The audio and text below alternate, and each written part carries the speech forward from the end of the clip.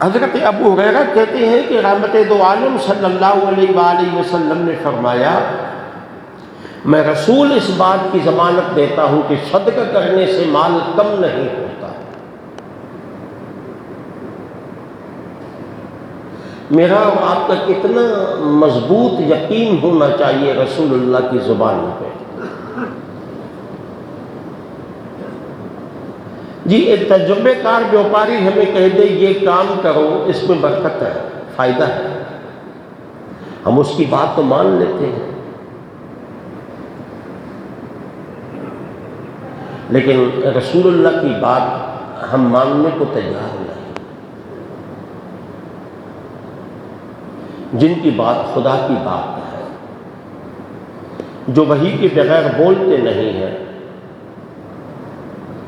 اور حضور نے فرمایا صدقہ کرنے سے مال کم نہیں ہوتا، اور معاف کرنے سے عزت کم نہیں ہوتی۔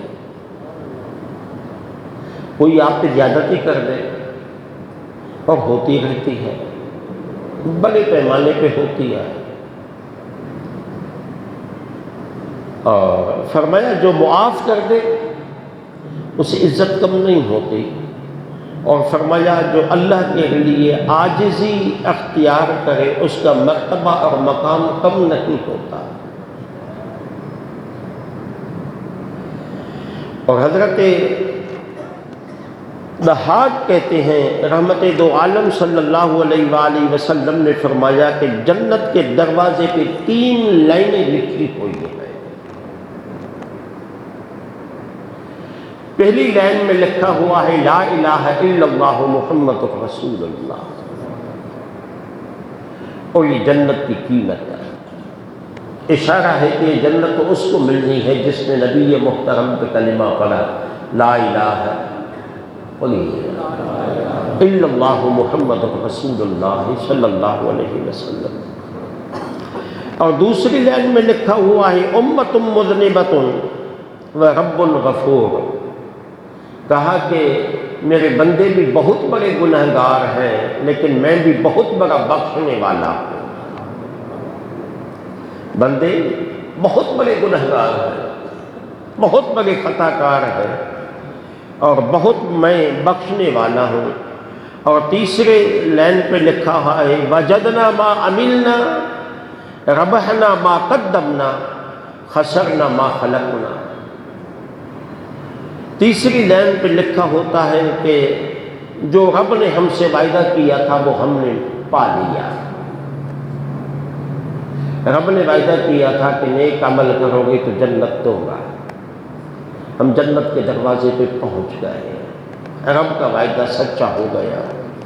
پھر وہ کہتے ہیں کہ ہمارے لیے نفع تو اسی مال میں ہے جو ہم نے اپنی زندگی میں راہ خدا میں خرچ کیا تھا، اور جو پیچھے والوں کے لیے رکھ کر آ گئے اس میں ان کا تو فائدہ ہے لیکن ہمارا فائدہ نہیں، ہم نقصان میں گئے۔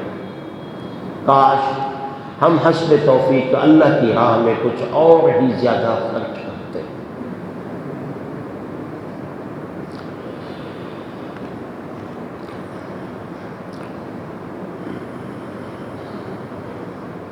اور پھر فرمایا کہ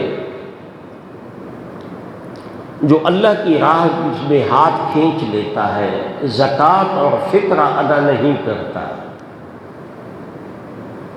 غریبوں اور مسکینوں کی مدد نہیں کرتا،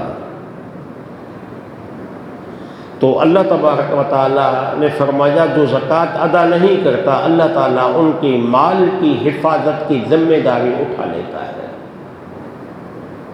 کتاب یہ میرے ذمہ نہیں ہے ان کے مال کی حفاظت، اور جو مال کی زکوٰۃ دیتا ہے، مال کی زکوٰۃ ادا کرتا ہے، اللہ تعالیٰ اس کے مال کی ضمانت، حفاظت کی ضمانت خود لے لیتا ہے۔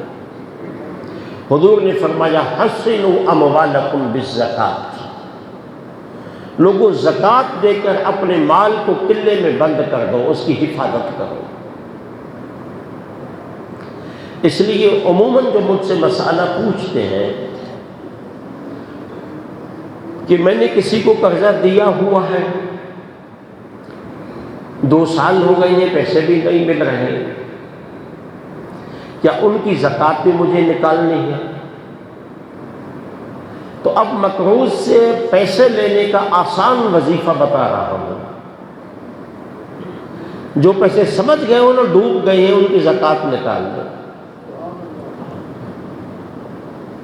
آپ کے ہیں اس امید کے ساتھ کہ میرے نبی نے فرمایا کہ زکوٰۃ دو گے تو تمہارا مال محفوظ ہو جائے گا، اور اللہ اپنے نبی کے وعدے کو، اپنے نبی کی بات کو کبھی غلط نہیں کرے گا۔